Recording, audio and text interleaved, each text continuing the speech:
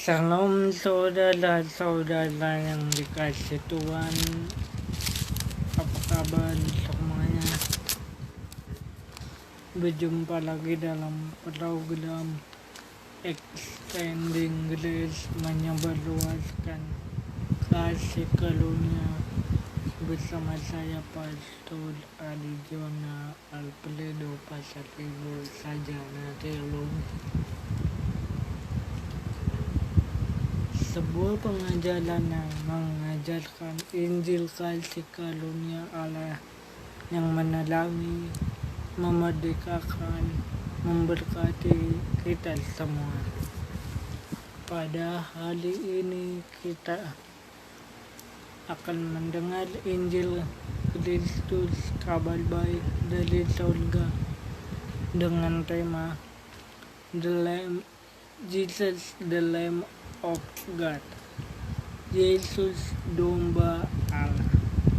Sekali lagi tema kita, Jesus the Lamb of God, Yesus domba Allah.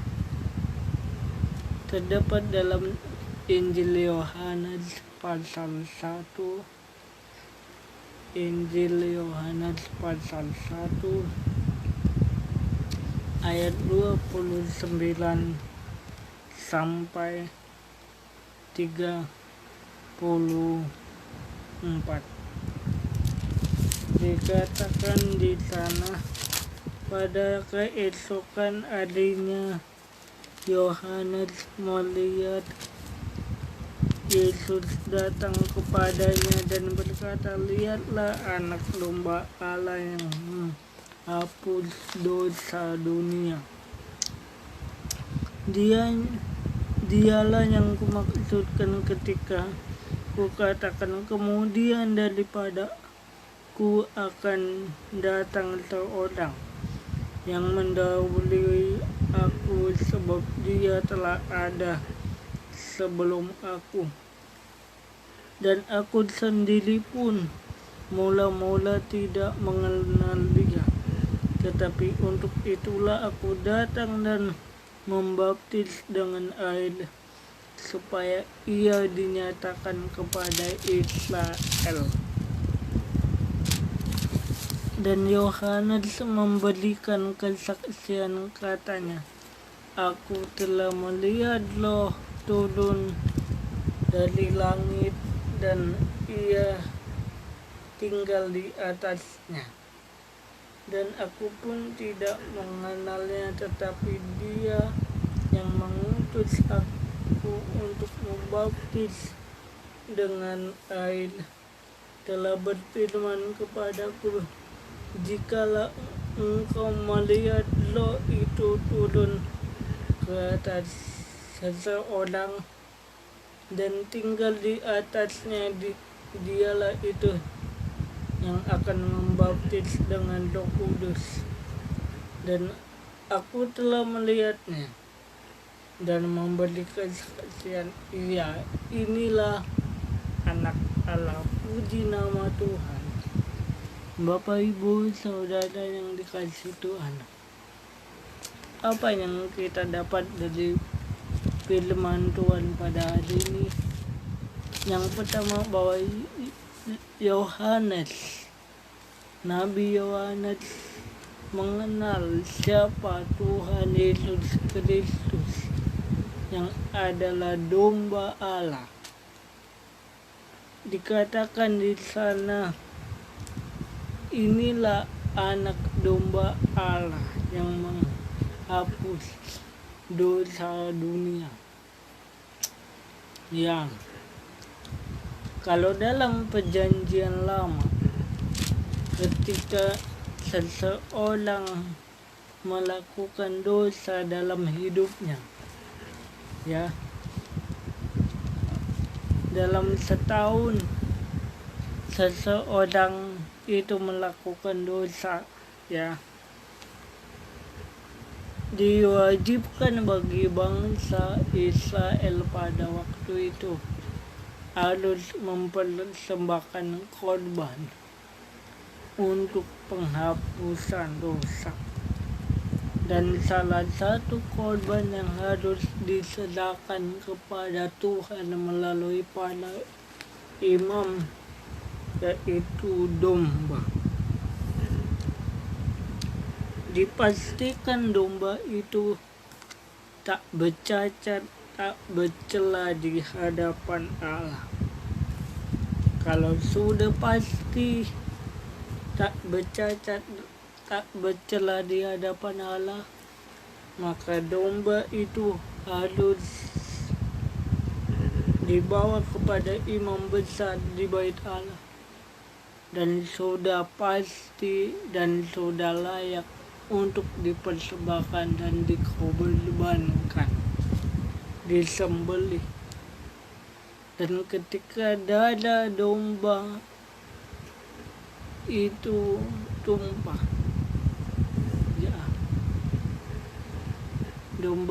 darah domba itu dibawa ke dalam api-apian sebuah kuali besar untuk dimasak, untuk dibakar lalu darahnya itu dipecikan ke ambang pintu rumah orang Mesir atau orang Israel. Dan setiap darah yang ada tertempel di pintu rumah orang Mesir, dipastikan bahwa anak sulung Mesir itu selamat dari ancaman maut, karena Tuhan Allah berfirman tentang ke-10 tulah dan salah satunya adalah tulah tentang kematian anak sulung di Mesir. Setiap orang yang dimana di ambang pintu rumah tiap bangsa Mesir melihat berita bahwa malaikat Allah akan lewat pada hari itu, maka mereka harus mempersiapkan darah dan dilaburkan di tiap-tiap ambang pintu rumah mereka. Maka malaikat Tuhan melewati rumah bangsa Mesir itu, sehingga tulah kematian anak sulung di Mesir tidak akan menimpa mereka. Dan dipastikan mereka selamat. Begitu pula sebaliknya, kalau mereka tidak membuat darah di sekitar ambang pintu rumah mereka, maka anak sulung di bangsa Mesir itu akan mati oleh malaikat Allah yang lewat.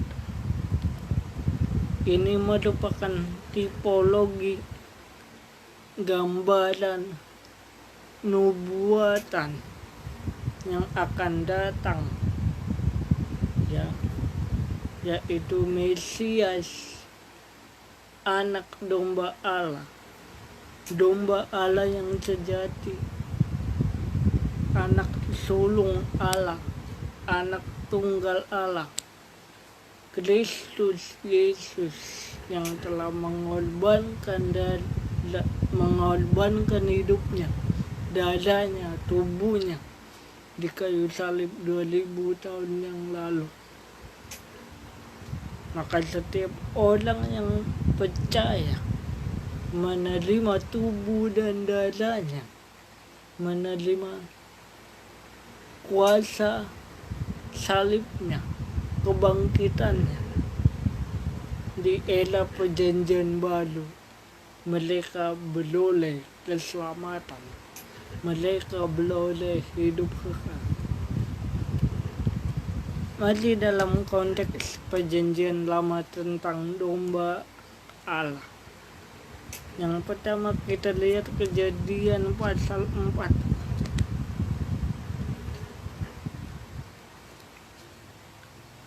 Kejadian pasal 4 ya. Kejadian pasal 4 ayat 1 sampai 4.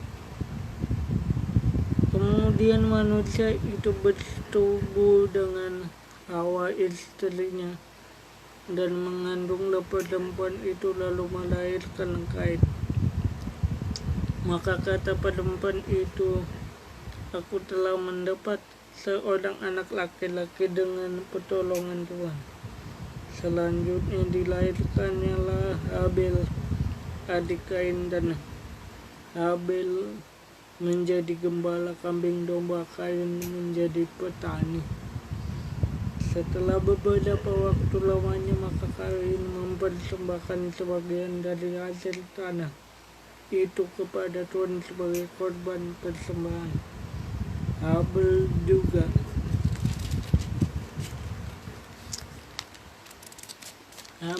juga mempersembahkan korban persembahan dari anak sulung kambing dombanya, yakni lemak-lemaknya. Maka Tuhan mengindahkan Habel dan korban persembahannya itu, tetapi Kain dan korban persembahannya tidak diindahkannya. Lalu hati Kain menjadi panas dan mukanya muram. Firman Tuhan kepada Kain, mengapa hatimu panas dan mukamu muram? Apakah mukamu tidak akan bersedih jika engkau berbuat baik? Tetapi jika engkau tidak berbuat baik, dosa sudah mengintip di depan pintu. Ia sangat menggoda engkau, tetapi engkau harus berkuasa atasnya. Kata Kain kepada Habel adiknya, marilah kita pergi ke ladang. Ketika mereka ada di padang, tiba-tiba Kain memukul Habel adiknya lalu membunuh dia. Firman Tuhan kepada Kain, di mana Habel adikmu itu? Jawabnya, aku tidak tahu. Apakah aku penjaga adik? Firman-Nya, apakah yang telah kau perbuat? Darah adikmu itu berteriak kepadaku dari tanah. Dalam kisah ini ada dua orang dari anak Abraham, ya, keturunan Abraham, keturunan Adam dan Hawa.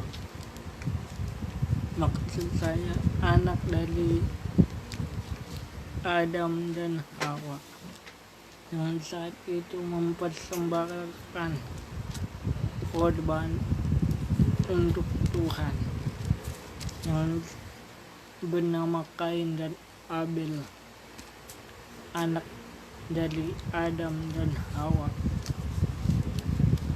Di sini dijelaskan bahwa persembahan Abel diterima oleh Allah dan persembahan Kain tidak diterima atau ditolak oleh Allah. Dalam kisah ini merupakan gambaran tentang manusia yang telah jatuh ke dalam dosa, yang telah kehilangan kemuliaan Allah. Roma 3 ayat 23. Tidak akan mampu, tidak akan bisa diterima oleh Allah persembahannya, perbuatan baiknya, amalnya, kesuciannya, kekudusannya, tanpa dia mempercayai Yesus Kristus. Itulah gambaran Kain yang saat ini masih muncul dalam kehidupan orang percaya.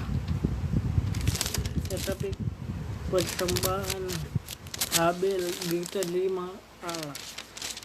Mengapa diterima? Karena dia mempersembahkan korban yang terbaik bagi Tuhan Allah. Ya, ini adalah gambaran tentang orang percaya yang sudah menerima Yesus sebagai juru selamat dan Tuhan. Ketika dia lahir baru, dia menerima hidup baru, ciptaan baru menjadi miliknya, identitas baru menjadi miliknya. Maka kehidupannya diubahkan oleh Tuhan, ya, karena Yesus anak domba Allah telah menghapus dosa dunia. Ya, Yohanes 1 ayat 29. Kata domba Allah dalam bahasa Yunani Amnosteos, bahasa Latin Agnus Dei, domba Allah yang sempurna, tanpa cacat, tanpa celah. Dan Kristus adalah penggenapan domba dalam perjanjian lama. Ya, dia juga disebut roti tidak berlagi, roti yang tidak berlagi, yang telah dipecah-pecahkan, yang telah dihancurkan di kayu salib. Tubuhnya dilemukkan untuk menebus, membayar dosa-dosa kita, sehingga kita dibayar lunas oleh persembahan tubuh Kristus Yesus. Ya, dikatakan di sana melalui Yesus yang adalah anak domba Allah itu, kita telah dibeli dengan harga yang lunas, dibayar. 1 Korintus 6 ayat 20. Sebab kamu telah dibeli dan harganya telah lunas dibayar. Karena itu muliakanlah Allah dengan tubuh.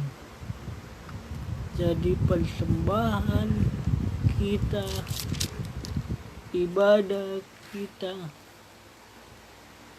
perbuatan baik kita bukan untuk menuju pengampunan dosa, bukan untuk supaya kita menerima pengampunan dosa, bukan untuk supaya kita beroleh keselamatan hidup kekal, tetapi karena kita telah dibeli dan dibayar dengan harga yang lunas oleh tubuh Yesus Kristus di kayu salib, yang adalah domba Allah yang sejati, domba Paskah yang sejati, maka kita harus hidup memuliakan Allah. Selain itu, ketika kita menyadari bahwa Yesus anak domba Allah itu telah menghapus dosa kita, dosa dunia, kita juga harus membuang daging yang lama. 1 Korintus 5 ayat 7. Ya, buanglah daging yang lama itu supaya kamu menjadi adonan baru, sebab kamu memang tidak berdaging, sebab anak domba Paskah kita telah disembelih, yaitu Kristus. Buang daging yang lama, berbicara orang-orang yang telah diselamatkan, yang telah menerima korban tubuh dan darah Yesus. Kita harus membuang lagi lama, lagi berbicara kehidupan yang lama di dalam Adam, yaitu dosa, kutuk, sakit, penyakit, maut, kegagalan, kebodohan, kenajisan, kotoran, kebobrokan, ya, yang membuat kita jatuh ke dalam maut. Karena Roma 6 ayat 23, upah dosa ialah maut, nekros, terpisah dari Allah selama-lamanya. Ya. Tapi ada kabar baik, Kristus telah mati di kayu salib bagi dosa-dosa kita. Ya, kematiannya satu kali untuk selama-lamanya, dikatakan Roma 6 ayat 10, sebab kematiannya adalah kematian terhadap dosa satu kali untuk selama-lamanya, dan kehidupannya adalah kehidupan bagi Allah. Ayat 11, demikianlah hendaknya kamu memandangnya, bahwa kamu telah mati bagi dosa, tetapi kamu hidup bagi Allah dalam Kristus Yesus.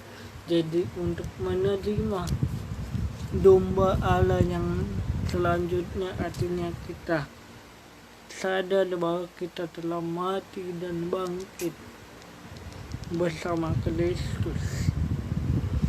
Ya, untuk menerima anugerah Allah melalui kuasa darah anak domba Allah yang telah menghapus dosa dunia, kita sadar bahwa kita telah mati dan bangkit bersama Kristus. Kapan itu terjadi, saudara? Kapan Tuhan Yesus berkorban menjadi anak domba Allah atau domba Paskah yang sejati, dengan matinya di kayu salib berkorban bagi dunia yang berdosa ini, ketika kita masih berdosa. Ya, Kristus anak domba Allah, penghapus dosa dunia, telah dikorbankan oleh Allah karena kasih-Nya, karena cintanya ketika kita masih berdosa. Roma 5 ayat 8 sampai 11. Sekali lagi, Roma 5 ayat 8 sampai 11. Akan tetapi Allah menunjukkan kasih-Nya kepada kita oleh karena Kristus telah mati untuk kita ketika kita masih berdosa. Lebih-lebih karena kita sekarang telah dibenarkan oleh dadanya, kita pasti diselamatkan dari murka Allah. Sebab jikalau kita masih seteru diperdamaikan dengan Allah oleh kematian anaknya, lebih-lebih kita yang sekarang telah diperdamaikan pasti akan diselamatkan oleh hidupnya. Dan bukan hanya itu saja, kita malah bermegah dalam Allah oleh Kristus Yesus Tuhan kita. Sebab oleh Dia kita telah menerima perdamaian itu. Jadi Yesus anak Allah itu yang telah menjadi korban penghapus dosa itu, Dialah domba Allah yang telah menunjukkan kasih Allah melalui kematiannya dan kebangkitannya ketika kita masih berdosa. Jadi Yesus yang adalah domba Allah itu, Dia mati bagi saya ketika kita masih berdosa. Dia mati untuk saudara ketika kita masih berdosa. Dan bukan hanya itu saudara, bukan hanya Yesus yang adalah domba Allah itu mengasihi kita. Dikatakan ayat 9 sampai 10, kita dibenarkan oleh darahnya yang tercurah dan pasti diselamatkan dari murka Allah. Sebab jikalau kita masih seteru, kita telah diperdamaikan oleh kematian anaknya.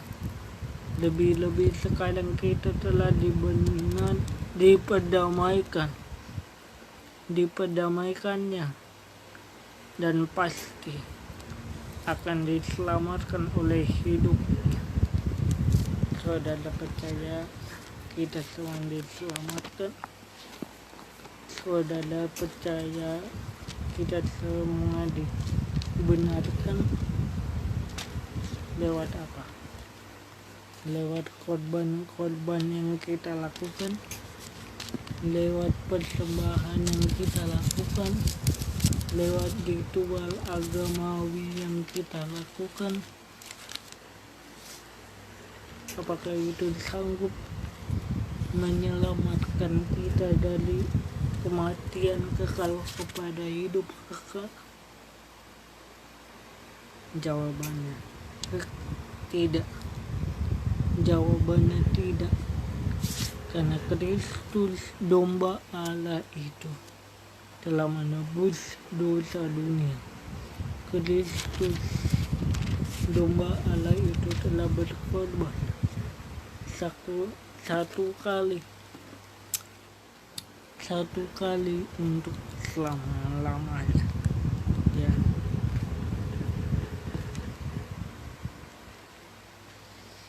Lalu mengapa Tuhan Yesus yang adalah domba Allah mau berkorban di kayu salib, menyelamatkan kita, menghapus dosa kita, membenarkan kita, memindahkan kita dari neraka ke surga? Karena kita telah diberi kekayaan kasih karunia Allah. Efesus 1 ayat 6 dan 7. Supaya terpujilah kasih karunia-Nya yang mulia yang dikaruniakannya kepada kita di dalam Dia yang dikasihinya. Sebab di dalam Dia dan oleh darahnya kita beroleh penebusan, yaitu pengampunan dosa menurut kekayaan kasih karunia-Nya. Dikatakan di sana menerima penebusan dan pengampunan dosa. maka dari itu percaya kepada Dia. Saya mengundang saudara untuk membuka hati, menerima Yesus sebagai juru selamat dan Tuhan. Dengan berdoa, ikuti apa yang saya katakan, saya doakan. Tuhan Yesus, sekali lagi Tuhan Yesus, terima kasih untuk karya salib-Mu 2000 tahun yang lalu bagi saya. Saya mengakui bahwa saya adalah orang berdosa. Saya pantas masuk neraka. Saya pasti binasa. Tetapi kami datang kepadamu. Saya datang kepadamu menerima Engkau sebagai juru selamat dan Tuhan saya. Ubah hidup saya. Pulihkan saya. Sembuhkan saya. Saya percaya saya memperoleh hidup kekal bukan karena identitas saya yang beragama Kristen, berKTP Kristen, tetapi karena saya mengakui Tuhan bahwa Engkau juru selamat saya yang telah mati dan bangkit untuk saya. Sebab Engkau berkata, sudah selesai.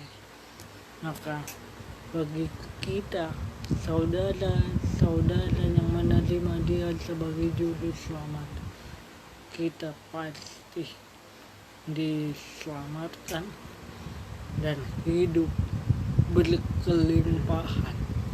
Yohanes 10 ayat 10 mengatakan, pencuri datang hanya untuk mencuri, membunuh, membinasakan. Tetapi aku datang memberikan engkau hidup dan membawanya dalam segala kelimpahan. Itulah pribadi Yesus Kristus, Anak Domba Allah, penghapus dosa dunia. Amin. Firman Tuhan. Bagi saudara yang terberkati ketika menonton, melihat program ini, mohon bantuannya dengan kasih karunia Kristus untuk menekan like, komen, dan subscribe di channel YouTube Extending Grace untuk kelangsungan kemajuan program kami. Saya Pastor Adijona Alfredo Pasaribu mengucapkan terima kasih. Tuhan memberkati.